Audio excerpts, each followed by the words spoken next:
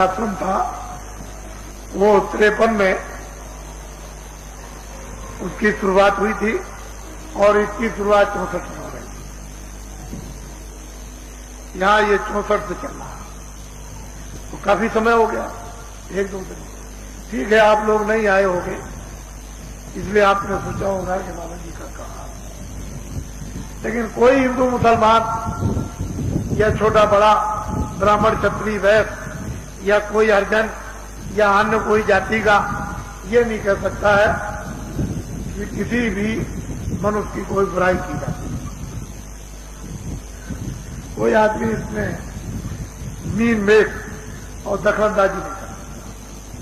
यहाँ इस तरह की समान मानवता की शिक्षा और अध्यात्म है। अब ये जरूरी है कि बीमार उसे उपाय बताया जाएगा। उपाय का मतलब परहेज। तो परहेज बताने वाला कोई आपके साथ में अन्याय तो नहीं करता।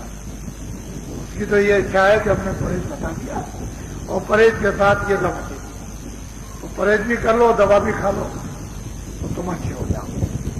उसकी तो अंदर में आंतरिक इच्छा ये है कि मरीज परहेज और दवा खाकर अच्छा हो जाए।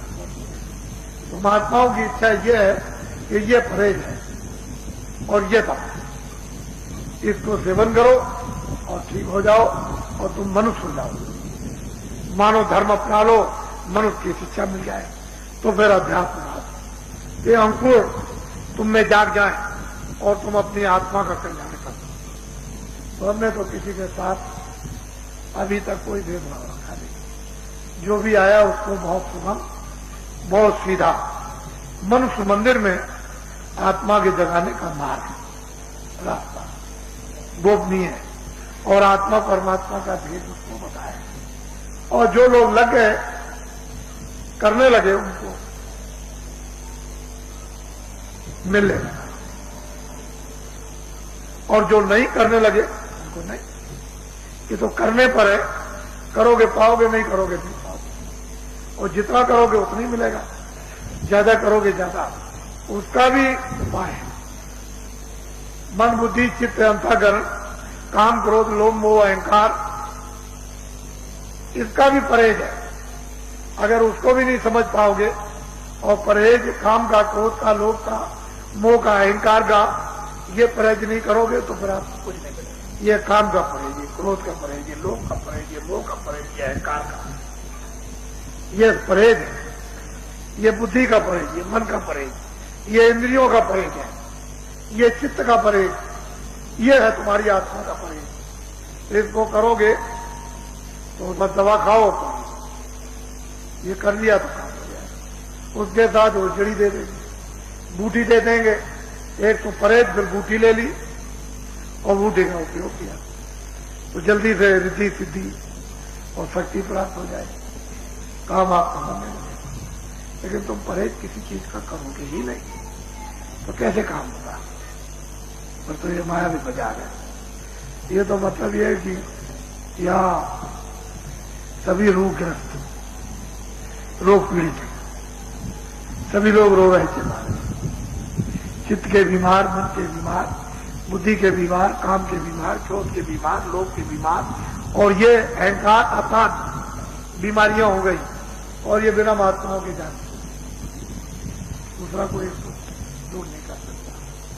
ठीक ये है कि तुम साधन भजन में जो नामदान लेकर के जाते हो उसमें उन्नति क्यों नहीं कर पाते हो?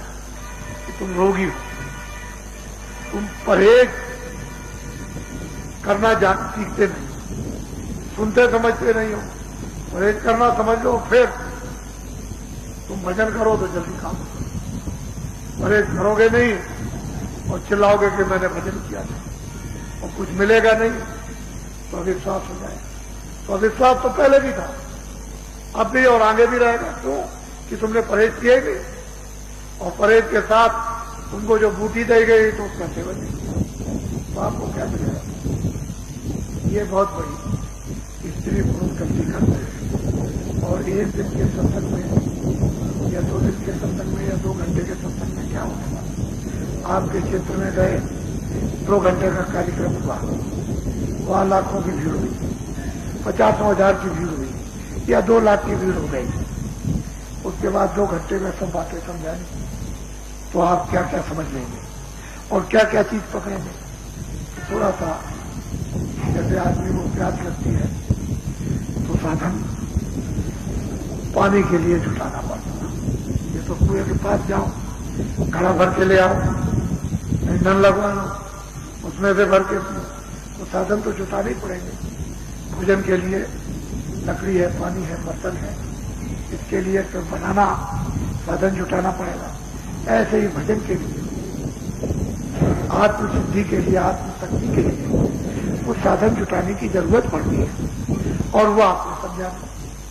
नामदान तो ले लिया, ये भी कह दिया, लोगों ने समझाया कि भाई आप तो नामदान ले आए, चले गए नामदान तो मैं ले आया, बाबा जी की फोटो भी लगा ली, लेकिन जो अंतर में गोपनीय जो भेद बताया था मालिक का, वो तो फोटो लगाई नहीं, बाबा जी की फोटो लगा ली।